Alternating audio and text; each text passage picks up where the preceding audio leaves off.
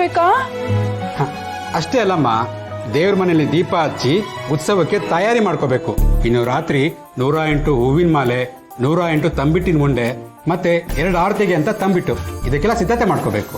ಅದಾದ್ಮೇಲೆ ಸುತ್ತಮುತ್ತ ಹಳ್ಳಿಗಳ ಕೆರೆಯಿಂದ 108 ಕಲ್ಗಳನ್ನ ತಂದು ಅದನ್ನು ಪೂಜೆಗಿಡ್ಬೇಕು. ಏನು, ಕೆರೆಯಿಂದ ಕಲ್ಲು ತಗೊಂಡ್ಬರೋದಾ? ಅದೇ ಅದು ಹೇಗೆ ಸಾಧ್ಯ? ನೀವು ಅದ್ರ ಬಗ್ಗೆ ತಲೆ ಕೆಡಿಸ್ಕೋಬೇಡಿ ಅಮ್ಮ, ಅದನ್ನೆಲ್ಲ ನಾವು ತರ್ತೀವಿ. ನೀವು ಮಾಲೆ ಮಾಡಿ ತಂಬಿಟ್ಟು ಮಾಡಿ ಕಲ್ಗಳಿಗೆ ಪೂಜೆ ಮಾಡಿದ್ರೆ ಆಯ್ತು.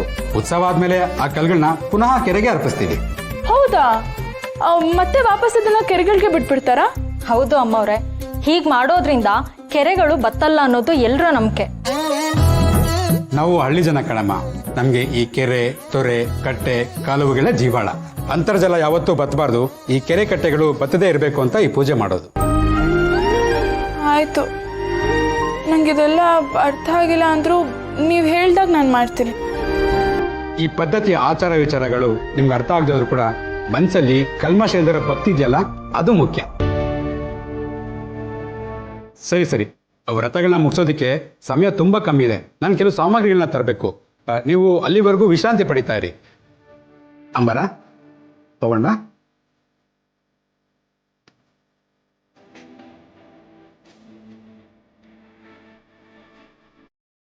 ಹಳ್ಳಿ ಜನರ ನಂಬಿಕೆ, ಈ ಉತ್ಸವ, ಈ ಪೂಜೆ, ಇದೆಲ್ಲ ನಾನು ನಿಭಾಯಿಸಕ್ಕಾಗತ್ತಾ? ದೇವ್ರೆ, ನನ್ನಿಂದ ಯಾವ ತಪ್ಪುಗಳಾಗದೆ ಇದ್ರೆ ಸಾಕು.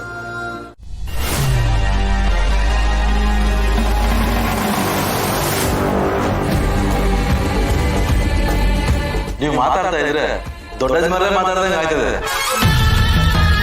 ಇವರು ನಮ್ಮ ಅಕ್ಕ ವಿಜಯಾಂಬಿಕಾ, ನಿಮ್ಗೆಲ್ಲರಿಗೂ ಗೊತ್ತಿರ್ಬೇಕಲ್ಲ. ನೋಡಿದ್ದೀವಿ, ಆದ್ರೆ ನಮಗೆ ನೀವೇ ಮುಖ್ಯ. ಗಾಡ್, ಇಲ್ಲಿರೋ ಟೆನ್ಷನ್ ಸಾಲ್ದು ಅಂತ ಮಾಡಿ ಬೇರೆ ಪದೇ ಕಾಲ್ ಮಾಡ್ತಾನೆ. ಹೇಳು ಮಾಡಿ. ಹಲೋ ಮಾಮ್, ಅಲ್ಲೆಲ್ಲ ಓಕೆನಾ? ಓಕೆನಾ ಅಂತ ಕೇಳ್ತಿದ್ಯಲ್ಲ, ಇಲ್ಲಿ ಪ್ರತಿ ಕ್ಷಣ ನನಗೆ ಉಸಿರು ಕಟ್ತಿದೆ. ಯಾಕಾದ್ರೂ ಇಲ್ಲಿಗೆ ಬಂದು ಅಂತ ಅನ್ನಿಸ್ತಾ ಇದೆ. ಐಡಿಯಟ್ಸ್ ಏನಾದ್ರೂ ಸುಪ್ಪು ಕತೆ ಮುಗಿಸಿದ್ರೆ ನಾನು ಇಲ್ಲಿಗೆ ಬರ್ಬೇಕಾದ ಅವಶ್ಯಕತೆನೇ ಇರ್ತಿರ್ಲಿಲ್ಲ. ಈಗ ನೋಡು, ಸಿಕ್ಕಾಕೊಂಡು ಒದ್ದಾಡ್ತಿದ್ದೀನಿ. ರಿಲ್ಯಾಕ್ಸ್ ಮಾಮ್, ನೀನು ಈ ರೀತಿ ಉಸಿರು ಕಟ್ಟಿದೆ ಅಂತ ಹೇಳ್ತಾ ಇದ್ರೆ ನಂಗೆ ತುಂಬ ಬೇಜಾರಾಗ್ತಿದೆ. ರೂಮಲ್ಲಿದ್ರೆ ಕಿಟಕಿ ಹತ್ರ ಬಾ, ಹೊರಗಡೆ ಬಾ, ಫ್ರೆಶ್ ಏರ್ ತಗೋ. ಹೇಳು ಮಾಡಿ.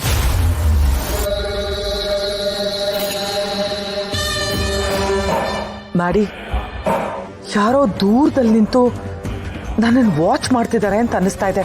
ಯಾರು ಅಂತ ಗೊತ್ತಾಗ್ತಿಲ್ಲ. ಮಾಮ್, ಅದು ಯಾರು ಅಂತ ನಂಗೆ ಗೊತ್ತು. ನಿಂಗೆ ಗೊತ್ತಾ? ನಿಂಗೆ ಹೇಗೆ ಗೊತ್ತಾಗಕ್ಕೆ ಸಾಧ್ಯ?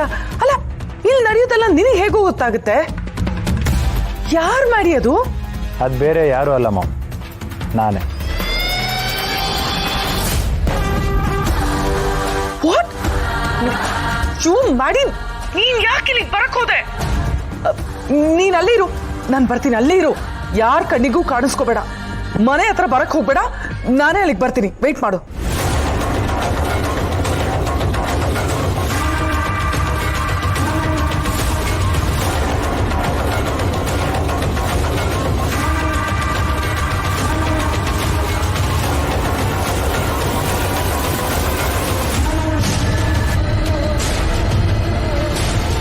ಇವ್ರು ಯಾಕೆ ಇಷ್ಟು ಟೆನ್ಷನಲ್ಲಿ ಹೋಗ್ತಿದ್ದಾರೆ?